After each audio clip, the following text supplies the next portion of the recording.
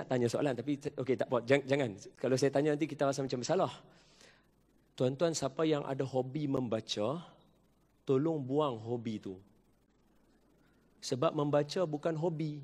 Kalau hobi, dia mengisi masa lapang. Sebab tu sampai ke hari ni tak baca-baca.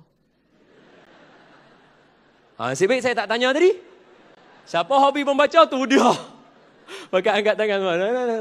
Sebab itu anak-anak kita, tuan-tuan balik, tuan-tuan tanya mereka. Sebab ini concern. If you want to talk about the one who giving speech and you want to say about someone who want to give a very good public speaking, it's supposed to be the one who have a lots of reading. You have to do lots and lots of reading.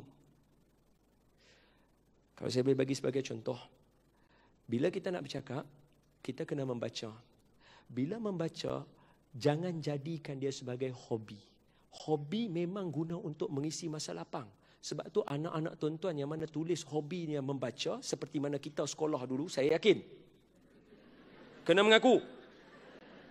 Selain daripada mengumpul stem dan memancing, walaupun tak pernah buat.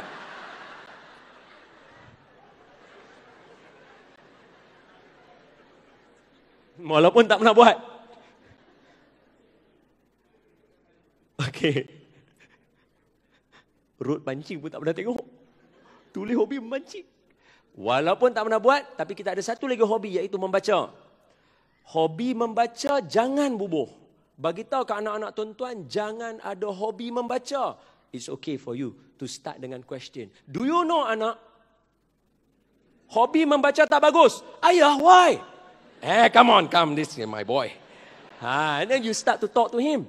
Like macam kita belajar. Ingat tuan-tuan, hari ini saya mengharapkan tuan-tuan semua yang datang untuk mendengar Now Everyone Can Speak, bukan sahaja belajar untuk bercakap semata-mata bisnes. You have to talk with your spouse. You have to talk with your wife, your anak, your family, your adik-beradik, your sepupu sepapat. You learn this. Saya kongsi dengan tuan-tuan, semuanya berdasarkan pengalaman. The one yang ajak saya, antara yang selain daripada mak bapak saya, the one yang ajak saya untuk cerita dekat orang bagi tuan-tuan nampak adalah makcik saya, nama Nazareh Dona. Dia salah seorang yang bila saya nak present depan dia dulu, bila saya bercerita tentang Nabi Yunus alaihi salam tahun 1996 dan 1997. Saya cerita dekat dia, Nabi Yunus naik kapal, kemudian kapal itu dilambung ombak, bergelora. Nabi Yunus terjun ke dalam laut. Makcik saya kata, no. Saya kata, why? Dia kata, saya tak nampak kapal, saya tak nampak ombak, saya tak nampak Nabi Yunus terjun. Do you see it? Saya kata, saya tak nampak. So you have to see it in your eyes. So bila kita nampak, baru kita cerita. Tuan-tuan, kapal Nabi Nuh berlayar dalam ombak yang besar. Nabi Nuh sedang duduk atas, terjun masuk. And then you can see it. If I see it. So she taught me. She taught me. And you have to remember, your first best friend is your cousin. Berapa ramai orang tak bercakap dengan cousin dia sekarang? They are your best friend. The one who taught you how to play 0 point.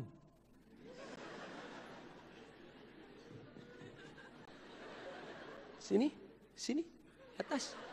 Nak lompat, tarik. Your cousin yang ajak you how to play card, tepuk. Your cousin is your partner in the game of bola tepuk.